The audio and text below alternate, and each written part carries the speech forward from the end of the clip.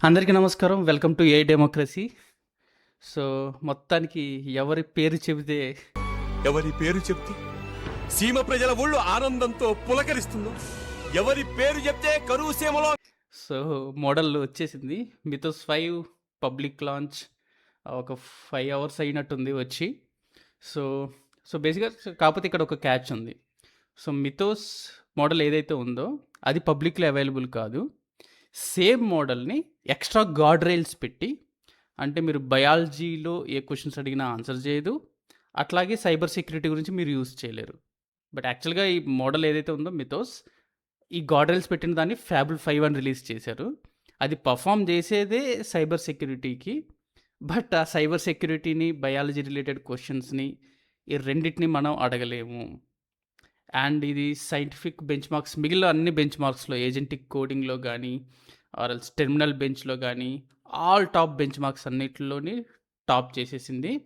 But అన్ని benchmarks అంత reliable కాదు.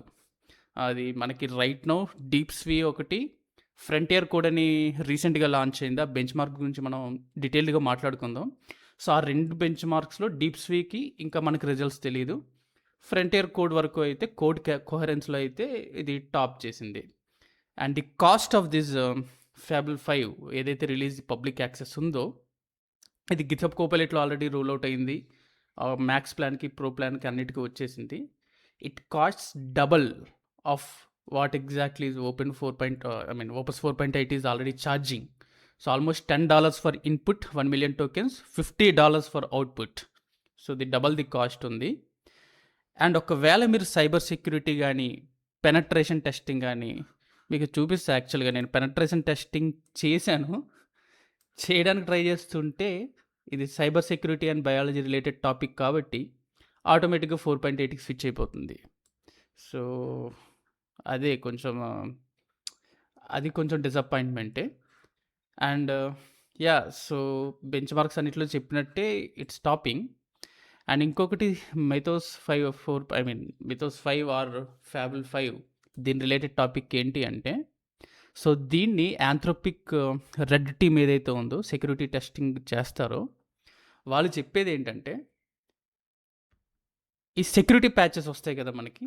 ఏదైనా ఒక సెక్యూరిటీ వల్నరబిలిటీ వచ్చిన తర్వాత ప్యాచ్ రిలీజ్ చేయడానికి కొంత టైం పడతది. ఆ ప్యాచ్ రోల్ ఔట్ చేయడానికి కొంత టైం పడతది.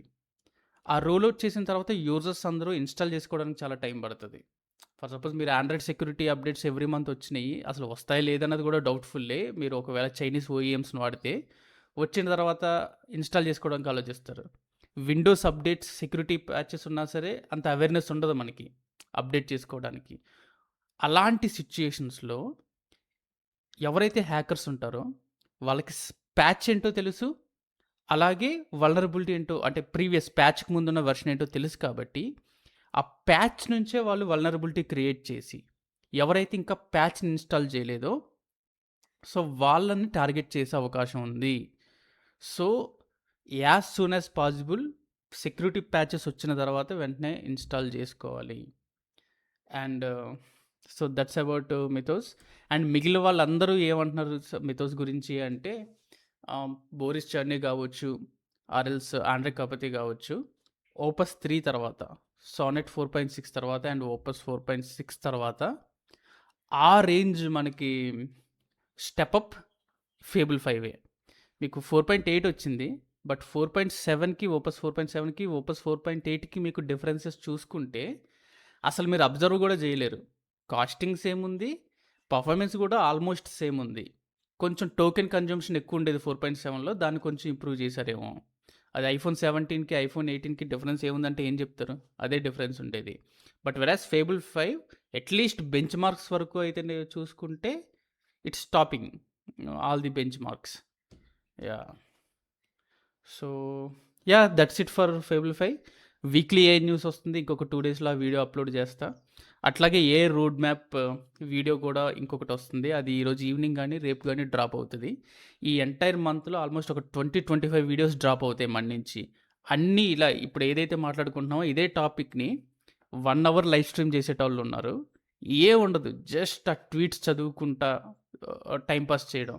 అదే మన తెలుగు సాఫ్ట్‌వేర్ మీమ్ పేజెస్ గురించయితే అసలు మనం మాట్లాడుకోవాల్సిన అవసరం లేదు. ఇంక పోయింది, ఇంక జాబ్స్ పోయినియి, మొత్తం లైఫ్ ఎండ్ అయిపోయింది, సివిలైజేషన్ పోయింది అన్నట్టే మాట్లాడతారు. ఇప్పుడు నాకు మిథోస్ 5 సెక్యూరిటీ రిస్క్ కన్నా మన Telugu meme pages, software meme pages ఎలా రెస్పాండ్ అవుతారు, ఏ రేంజ్‌లో రీల్స్ ఏస్తారన్నది అది చూద్దాం. దానికే ఎక్కువ భయమేస్తుంది నాకు. Okay. So, that's it guys. Thanks for watching the video. Thank you.